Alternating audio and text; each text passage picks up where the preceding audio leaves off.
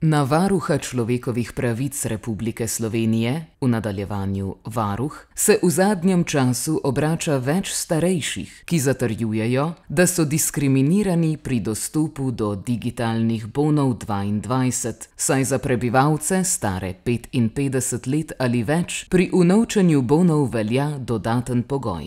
V primerjavi z drugimi, mlajšimi upravičenci, se morajo namreč udeležiti izobraževanja s področja digitalnih kompetenc. Prav tako zanje velja prepoved združevanja bonov s svojimi izvenzakonskimi ali zakonskimi partnerji, otroki, vnuki, brati in sestrami.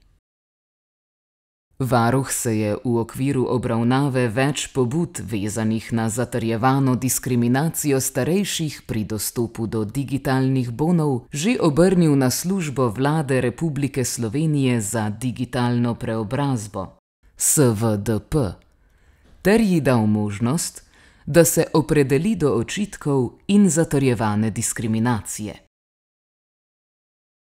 Varuh človekovih pravic je namreč kritičen do dodatnega pogoja udeležbe na izobraževalnem programu za pridobitev bona 22, saj temelji le na starosti, ne pa na dejanski potrebi.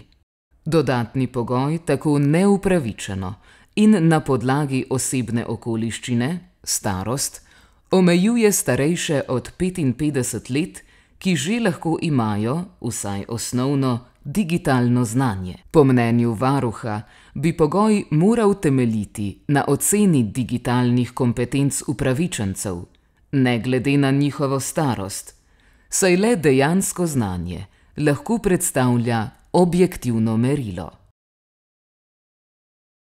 Varuh tudi meni, da je sporno, da imajo starejši od 55 let za koriščenje bonov precej manj časa od ostalih upravičencev. Glede prepovedi združevanja digitalnih bonov je varuh SVDP predlagal, da preuči možnosti za spremembo zakona o spodbujanju digitalne vključenosti, ZSDV, da bodo v skladu z načelom enakosti pred zakonom digitalni bon lahko združevali tudi starejši od 55 let. In sicer s svojimi sestrami, brati, zakonskimi in izvenzakonskimi partnerji, otroki in vnuki.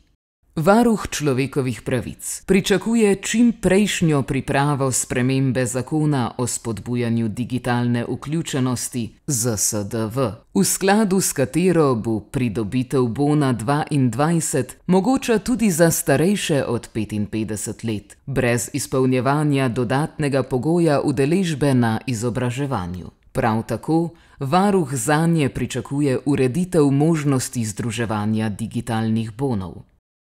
Iz službe Vlade Republike Slovenije za digitalno preobrazbo so varuhu že sporočili, da bodo oba predloga preučili in ju obravnavali na medresorski delovni skupini, ki bo pripravljala prihodnje spremembe ZSDV.